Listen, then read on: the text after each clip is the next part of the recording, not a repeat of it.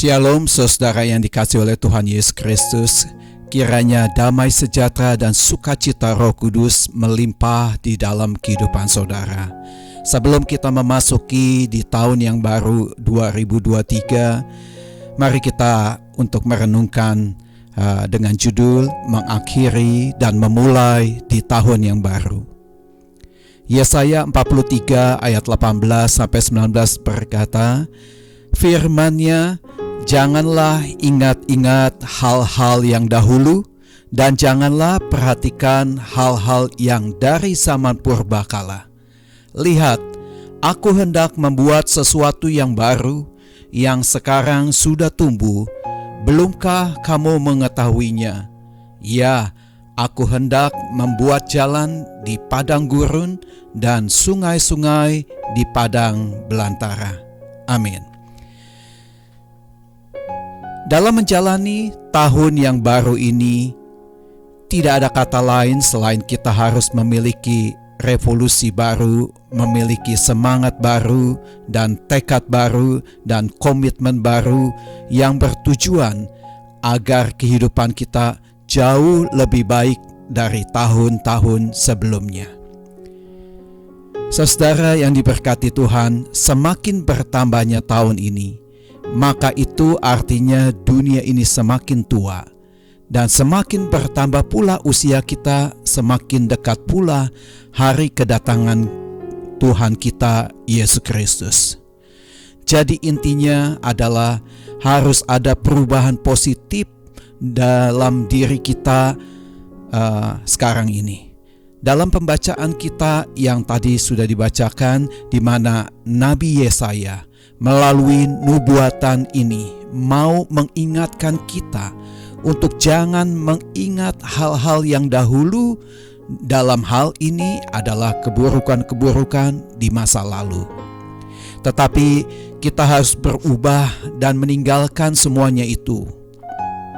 Karena Tuhan menghendaki kita untuk berubah lewat pembaharuan budi kita, lewat pikiran, lewat perkataan dan perbuatan kita yang harus selaras dengan kehendak Tuhan. Saudaraku, perubahan itu bukanlah sekedar perubahan fisik yang terlihat di luar saja, tetapi perubahan itu harus bisa dilihat melalui dalam diri kita, terutama di dalam kerohanian kita. Kalau tahun lalu kita malas atau hanya setengah-setengah melayani Tuhan, di tahun baru ini, mari kita mulai perhatikan untuk sungguh-sungguh melayani Dia kembali. Dalam kitab Roma pasal 12 ayat yang ke-11 mengatakan, janganlah hendaknya kerajinanmu kendor, biarlah rohmu menyala-nyala dan layanilah Tuhan. Dan dalam kitab 1 Korintus 15 ayat yang ke-58, sebab dalam persekutuan dengan Tuhan, jerih payahmu tidak sia-sia. Jadi kalau di waktu lalu kita sayang dan selalu hitung-hitungan bila hendak menabur untuk pekerjaan Tuhan, maka di tahun yang baru ini, mari kita berkomitmen untuk memberi yang terbaik. Karena dalam kitab Amsal pasal yang ketiga ayat yang ke-9 sampai ke-10 mengatakan demikian, saudara. Muliakanlah Tuhan dengan hartamu dan dengan hasil pertama dari segala penghasilan lumbungmu akan diisi penuh sampai melimpah-limpah, dan bejana pemerahan akan meluap dengan air buah anggurnya. Nah, saudaraku, jadi jika pun dalam kehidupan kita saat ini mungkin masih ada yang menyimpan dendam, iri hati, dengki, amarah, maka tinggalkan hal-hal tersebut.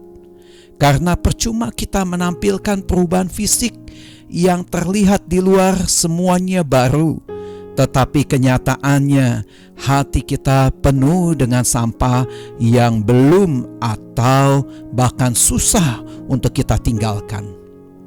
Sebaliknya, mari kita mau menanam bibit-bibit yang baru dalam hati dan pikiran kita, sehingga kita dapat menjalani tahun yang baru ini 2023 dengan penuh ucapan syukur, damai, dan sukacita melimpah dalam hati dan pikiran kita. Karena itu saudara, kita harus menyadari dan harus mengamini bukan kita yang hebat, tetapi Tuhan kita yang teramat baik memberikan apa yang kita perlukan sampai detik ini. Saudaraku, hidup adalah perubahan. Jadi kalau dahulu kita melakukan banyak sekali kesalahan, seharusnya di tahun baru ini kita harus belajar untuk tidak mengulangi kesalahan tersebut. Kalau dahulu mudah sekali melihat kekurangan orang lain dan suka menghakimi, mari kini kita belajar untuk selalu mengoreksi diri kita sendiri. Karena baiklah tiap-tiap orang menguji pekerjaannya sendiri, maka ia boleh bermegah-megahan keadaannya sendiri dan bukan melihat kesalahan orang lain. Dalam kitab Galatia 6 ayat yang keempat.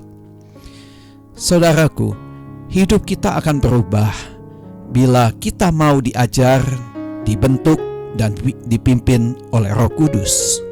Maka undanglah Roh Kudus dalam hidupmu dan yakin sesuatu yang baru, sesuatu yang terbaik sedang Tuhan sediakan untuk kita yang mau menaruh harap dan terus setia kepada Tuhan. Saya mengajak untuk kita berdoa memasuki tahun yang baru ini. Bapa yang baik, kami bersyukur boleh diperkenankan Tuhan melangkah di tahun yang baru sebentar lagi. Ada begitu banyak hal yang kami harapkan, yang ingin kami perjuangkan di tahun yang baru ini. Tuhan Yesus kiranya berkenan menolong kami agar kami dapat meninggalkan kehidupan kami yang lama, kehidupan kami yang sering menyakiti hati Tuhan. Dan bantulah kami Tuhan Yesus untuk memperbaiki diri kami sesuai dengan apa maunya Engkau ya Tuhan. Sehingga kami dapat menjalani tahun yang baru ini sampai seterusnya dengan melakukan yang berkenan kepadamu Tuhan. Kami menyadari bahwa hidup kami hanyalah titipan Tuhan.